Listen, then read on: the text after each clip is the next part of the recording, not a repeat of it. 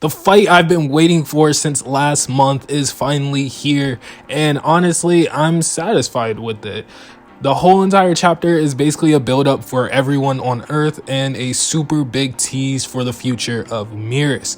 But before we get into this chapter, make sure to hit the subscribe button and turn on notifications so you don't miss these monthly chapter reviews. With that said, let's get started. So let's talk about this fight. Gohan versus 7-3, the android that can steal powers with just a grip at its opponent's neck.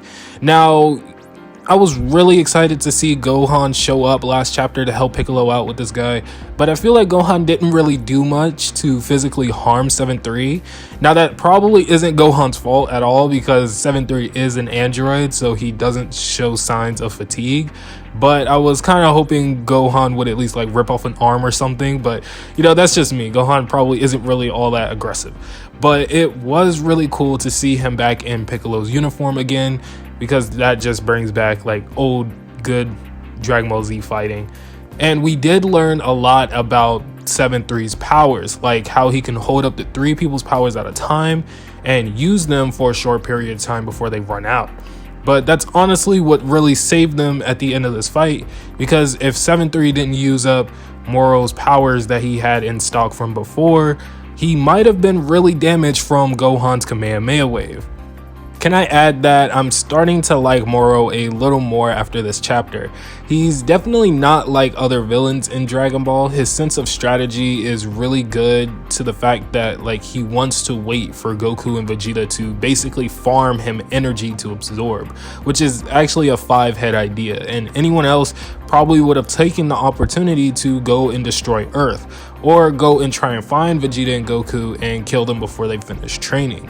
And he also called off the attack on planet Earth, which in turn will give Gohan and the others 2 months to hopefully train up and beat 7-3 next time and not end up as food for Moro. The last half of this chapter is where all the hype is. The next chapter, they can't do this to us again. The next chapter, they will have to tell us and finally tell us something about Miris. I don't care about his backstory right now. I just really want to know if he's really an angel or not. So after Jacko gives word to Miris that they have about 2 months before 7-3 and Moro comes back to planet Earth, he goes and tells Goku, who is eating at the moment, and Goku asks him, "Aren't you going to eat too?" And Miris replies with, "I can and cannot eat, it doesn't matter." And Goku replies with, "That's the same thing Wiese once said." And that's like angel hint number 3.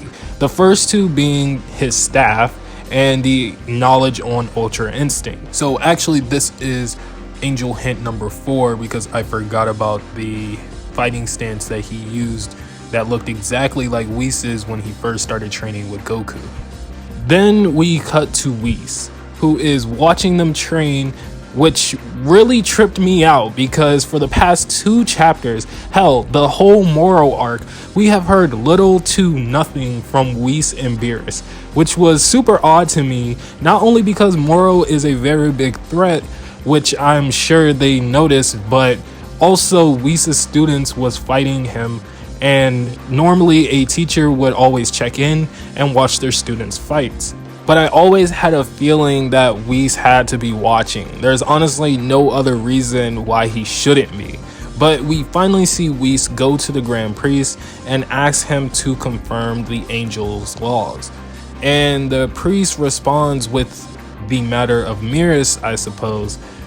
Bro, it still trips me out even now, because not only do they know of him by name, but it appears that he may be breaking angel laws at that. Because angels are to remain neutral and not interfere no matter what during all battles. And Miris fought with Moro and his henchmen and is also training Goku at this moment to help defeat Moro. So I'm assuming he would be breaking some of those laws. And Miris has a lot of mystery to him right now, but at this point I just kind of think that he's from a completely different universe, or for a even more out there theory, from a different time period. I don't know why that just popped in my head, but it's just a thought.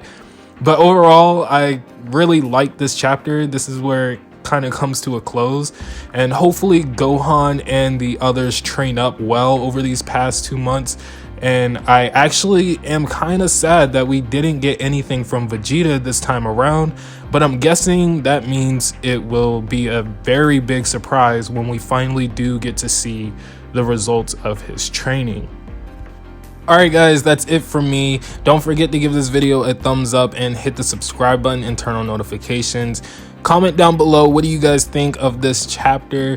What do you guys think Wiese and the priest are going to be talking about in the next chapter? It's so crazy. We get to find out so much more about Miris, and I'm so mad that they keep teasing us this hard with every chapter that only comes out once a month. It's so heartbreaking. But whatever, you guys just comment down below what you guys thought, and I'll see you guys in the next video.